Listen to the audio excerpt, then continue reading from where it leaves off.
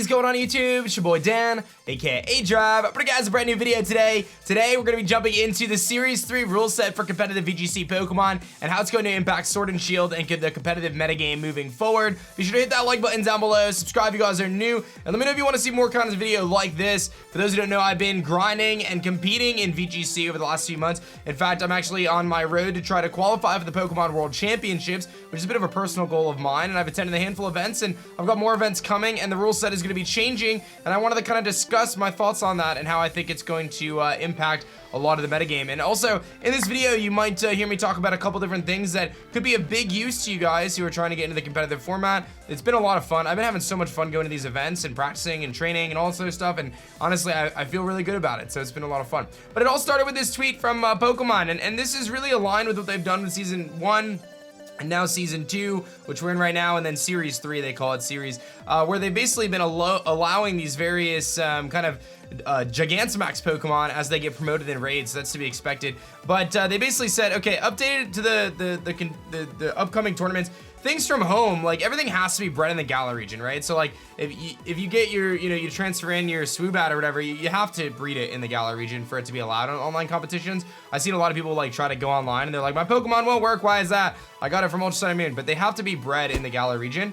So right now, things like Simple Swoobat and any hidden abilities like Meowsticks, Prankster, any hidden abilities that, Leopard as well, that maybe previously weren't allowed for home are allowed right now, but the next big wave of things is going to be basically all the regional forms. So you're going to have your Alolan Ninetales. You can't actually get Alolan Raichu because Pikachu won't evolve into Raichu, but Alolan Ninetales is one of the bigger ones there in terms of the regional forms. And then, of course, we've got the Bulbasaur, Squirtle line, so Blastoise and Venusaur. And then you've got Rowlet or Decidueye, Incineroar, Primarina, and of course all the different Pokemon there, and then their Gigantamax Pokemon, which we're going to dive into in this video and really discuss some of these Pokemon and what I think their impact on the metagame is going to be. Now, a lot of people have been actually playing Series 3 already and getting a good feel for it. I personally am not focusing on Series 3 in terms of playing because my next tournament is in St. Louis and Collinsville, and it's actually Series 2 for the main tournament, and then it switches to Series 3 for this tournament afterwards, which is crazy, but either way,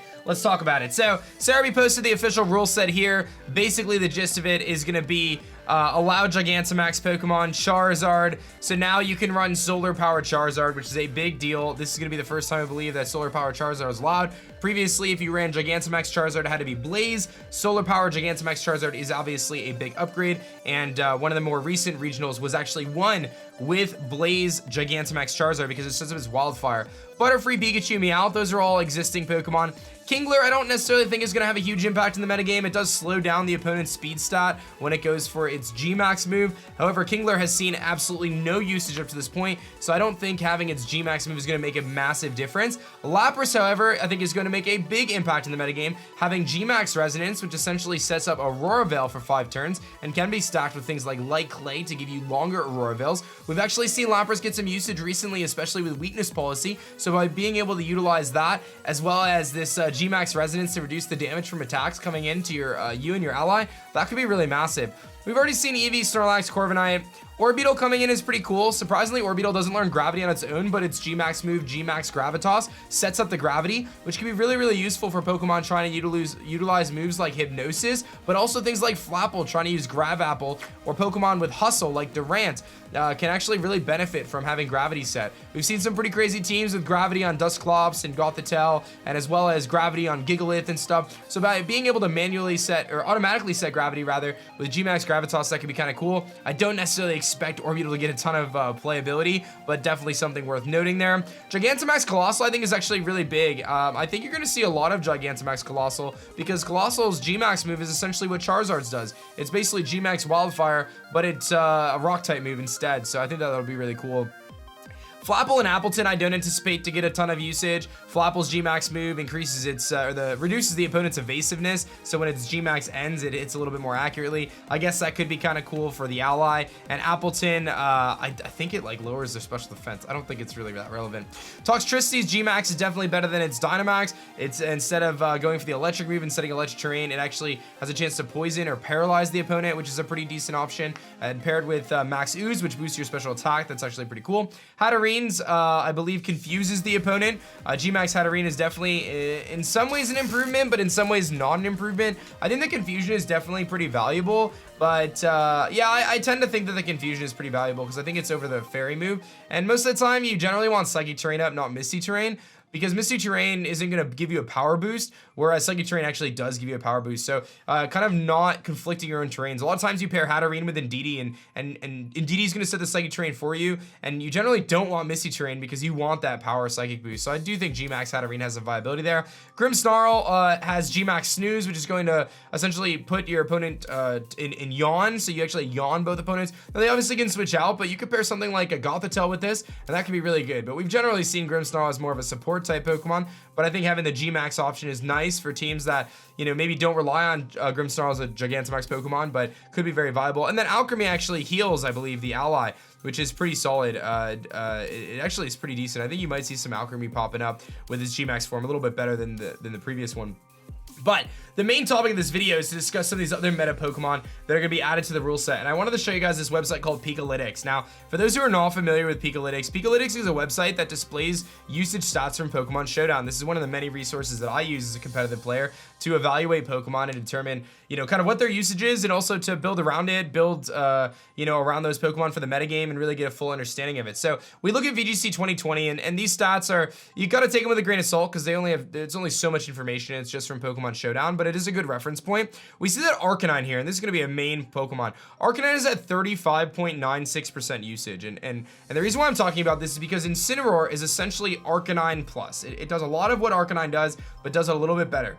The reason being is Incineroar has access to Intimidate as its ability, just like Arcanine does, but it also has access to Fake Out, which, as we know, is an incredible move in double battles where you can essentially eliminate one of the Pokemon from attacking for one turn as long as they don't Dynamax, which is very, very important. And it also has a slower speed stat, which allows it to pivot around by using moves like U-Turn and Parting Shot. So the versatility of Incineroar cannot be overstated. This thing is incredible. And actually, when we look at the 2019 format, which featured legendary Pokemon like Primal Groudon and Kyogre, Celesteela, Nihilego, Landorus, all these Pokemon, Incineroar was at a massive 85% usage.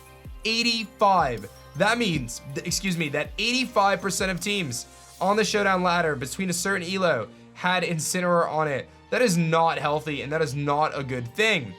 Now, I will say that Incineroar is not going to be nearly as strong as it was before, and the reason being is, one, it does not have access to Knockoff anymore. Knockoff is not an egg move, it's only a transfer move, which means you can't use it legally in VGC. However, it does have access to Parting Shot now, which is pretty good, and you can see some of the kind of move options it used previously. But there's a few other things. One, obviously Dynamax ignores Fake Out, which is pretty big. I think Milotic is going to shoot through the roof on usage because of its competitive ability, allowing it to take those Intimidates and actually just get a free special attack boost, so don't be surprised to see that. And the other thing I want to mention that kind of nerfs Incineroar in a way is these berries. Agua Berry, Iapapa Berry, Figgy Berry, all those. Instead of healing 50%, they only heal 33% now. That's a pretty significant difference. So I do think Incineroar is going to be a very good Pokemon, and when we look at Arcanine taking the #2 slot right here behind Togekiss, I think Incineroar is going to be a much better variant for Arcanine. So you're going to see Arcanine probably drop down to like 10% maybe, and Incineroar is probably going to pass Togekiss, or at least come close. But I don't necessarily think that Incineroar is the biggest problem here. I actually think the biggest problem is a Pokemon called Venusaur. Now I'm going to look at Vileplume here. Vileplume is at a 1.87 usage percentage. This is very small, which means roughly 1 in every 50 teams that you face are going to have a Vileplume on it. It's not very common at all, but it does one thing very well, and that's Sleep Powder and After You. After You pairs nicely with Torkoal, because in Sun and Chlorophyll, you can outspeed your opponent, and you can allow your Torkoal to attack first. That's generally the combination used. But Venusaur does not get After You. It does get Sleep Powder, however, and it's faster, and it's bulkier, and it's got a better speed stat. So we look at a Pokemon like Venusaur here. If we pull up on Cerebi.net, we look at Venusaur, and we kind of just pull up its stats. I mean, let me see if I can center this for you guys. When you look at Venusaur's stats here, you see a naturally a bulkier Pokemon, a really good special attack stat, good bulk overrun, and then a good speed stat. And when you double the speed stat, you essentially don't need to invest much into that. You really don't, because it's already relatively fast, and it does have access to that exact same thing in Sleep Powder. So you have a 75% accurate Sleep Powder, and Sleep is so devastating in the current metagame because it really can shut down your opponent. You're incredibly fast when paired with Sun, like Torkoal or Ninetales. And you've got a handful of other options as well that we haven't even mentioned yet, including Weather Ball now, which is 100 base power, fire type move in Sun that gets boosted again by Sun, so it essentially becomes a 150 base power move. Not to mention, I'm not even done yet, it now has access to Earth Power. Earth Power, another incredibly powerful move for Venusaur that it previously did not have access to.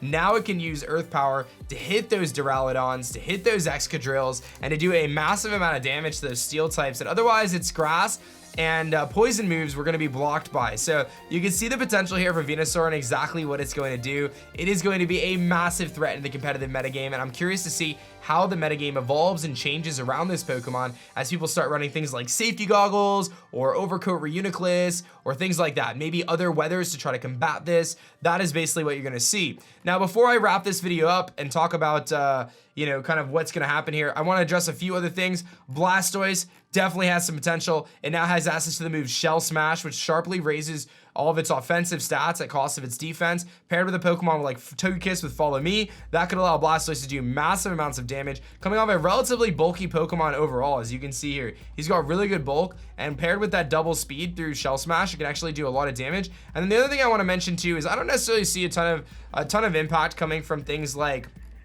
Decidueye, if I'm being honest, but I do think that Primarina could be really good. Primarina kind of got the shaft in the last game because it was, you know, oftentimes compared as a fairy and water type Pokemon to Tapu Fini, which was so good. But Primarina is actually a pretty viable mon. I mean, it's got a really incredible special attack stat, okay bulk, especially on the special side, an okay speed stat that could be paired you know, with Trick Room or kind of a middle speed tier, and it does have the option to use Liquid Voice and Hyper Voice, which is a spread move that you can turn into a water type move and deal some pretty big damage to your opponent, as well as pairing that with Throat Spray to give yourself a special attack boost. So there's some really unique combinations that are going to be taking place in the Series 3 metagame. If you have not been playing competitive Pokemon, I highly recommend you jump in now. There's going to be some really cool changes, and this is my first thoughts and my early take here on the metagame. I'm still playing Series 2, but I'm excited to jump into Series 3, and I'm so excited that they continue to evolve and change the metagame as the game progresses as we go on. So thank you guys for watching. Hit that like button down below. Subscribe if you guys are new, and I'll catch you guys in the next one. Peace.